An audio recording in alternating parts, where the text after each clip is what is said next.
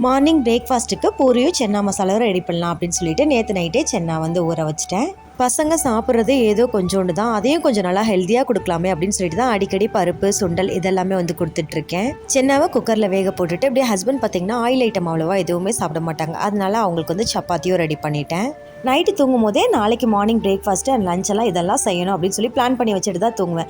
ஆனால் காலையில் எழுந்திரிச்சதுக்கப்புறம் பார்த்திங்கன்னா டைமுக்கு ஏற்ற மாதிரி என்ன செய்ய முடியுமோ அதெல்லாம் வந்து பிளானிங் அப்படியே மாற்றி வேறு மாதிரி செஞ்சு கொடுத்து விட்டுருவேன். நிறைய விஷயம் யோசிச்சு வைப்பேன், ஆனால் டைமுக்கு ஏற்ற மாதிரி பார்த்திங்கன்னா கொஞ்சம் கொஞ்சமாக தான் ஃபாலோ பண்ணிட்டு இருப்பேன். நீங்களும் என்ன மாதிரி தான் அப்படின்னா மறக்காம கமெண்ட்ல சொல்லுங்க. இன்னைக்கு ஜூஸ்க்கு மஸ்க்மெலன் ஜூஸ் தான் ரெடி பண்ணிடுறேன். பிரகிக்கு ஜூஸ் ஐட்டம் எதுவுமே பிடிக்காது, ஆனால் இந்த மஸ்க்மெலன் ஜூஸ் மட்டும் பார்த்திங்கன்னா நல்லா கேட்டு வாங்கி குடிச்சிட்டு இருப்பான். சம்மர் ஸ்டார்ட் ஆயிடுச்சு அப்படின்னாலே மாம்பழத்துக்கு எந்த அளவுக்கு வெயிட் பண்ணிட்டு இருக்கணும் அதே அளவுக்கு இந்த மஸ்க்மெலனுக்கு வந்து வெயிட் பண்ணிட்டு இருப்பேன். அதே மாதிரி தான் இப்போ பிரணவுக்கு மதியம் லஞ்சுக்கு குட்டியாக தோசை ஊற்றி கொடுத்து விட்டுருந்தேன். அது கூடவே ஸ்நாக்ஸ் பார்த்தீங்கன்னா கொஞ்சமாக காயின் பிஸ்கெட்டும் அது கூடவே ரம்டன் பழமும் தான் வந்து கொடுத்து விட்டுருந்தேன்.